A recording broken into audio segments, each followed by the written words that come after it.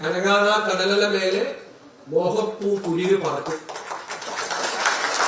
അറബിപ്പോൾ നാണ്യം പോലെ കേരളത്തിന്റെ ആകാശത്തിൽ ഒരു അമ്പളി ഉണ്ടാവും. അതാണ് നമ്മുടെ സ്വപ്നം. എന്റെ സ്വപ്നം ഈ ജോലി സാധ്യതകളിൽ 1/3 തീരപ്രദേശത്ത് ജീവിക്കുന്ന സാധാരണക്കാരുടെ മക്കൾക്ക് അവരുടെ ലിവിങ് സ്റ്റാൻഡേർഡ് ഉയരണം. അവര് കഷ്ടപ്പാടാണ്. മത്സ്യത്തിന്റെ അവൈലബിലിറ്റി കുറഞ്ഞു, ഒരുപാട് പ്രശ്നങ്ങൾ, ക്ലൈമറ്റ് ചേഞ്ചിന്റെ വിഷയങ്ങൾ, ഒരുപാട് പ്രശ്നങ്ങൾ അവർക്കുണ്ട്.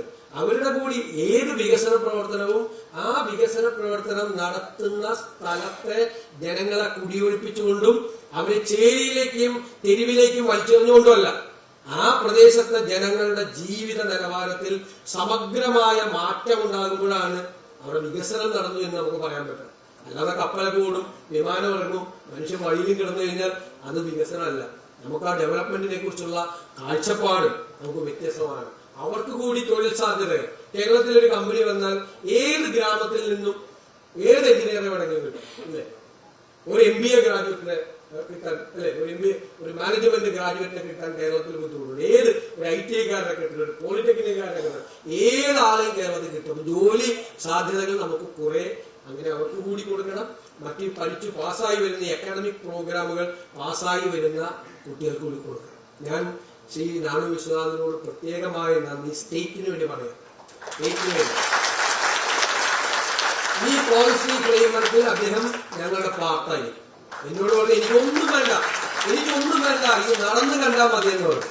ഒന്നും ഒരു കാര്യവും ആവശ്യപ്പെട്ടിട്ടില്ല, ഒരു സാധനത്തിനും വേണ്ട, എനിക്കൊന്നും വേണ്ട, ഇതൊന്നും നടന്നു കണ്ടാൽ മതിയെന്ന. പക്ഷെ ഞങ്ങളുടെ കൂടെ ഉണ്ടാവും, ഞങ്ങളുടെ ടീമിന്റെ കൂടെ അദ്ദേഹവും കൂടി ഉണ്ടാവും. അദ്ദേഹത്തിന്റെ ചൂഷണം ചെയ്യും, അദ്ദേഹത്തെ എക്സ്പ്ലോയിറ്റ് ചെയ്യും. അദ്ദേഹത്തിന്റെ അനുഭവ സമ്പത്തിന് അത് ടീം ബിൽഡ് ചെയ്താലേ നടക്കുള്ളൂ. അല്ലാതെ നമുക്ക് സ്വപ്നം ഇത് മാത്രം കണ്ടല്ലോ. ടീം ബിൽഡ് ചെയ്ത് സമയബന്ധിതമായി ഈ പദ്ധതികളുമായി മുന്നോട്ട് പോകും. നിങ്ങൾ എല്ലാവരും അതിന്റെ അംബാസഡർമാരായി മാറണം.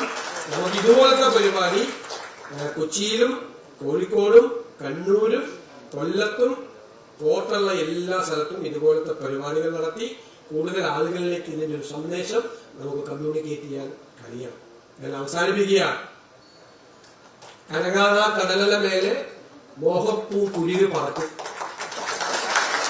അറബിപ്പോൾ നാണ്യം പോലെ കേരളത്തിന്റെ ആകാശത്തിൽ ഒരു അമ്പളി ഉണ്ടാവും. അതാണ് നമ്മുടെ സ്വപ്നം.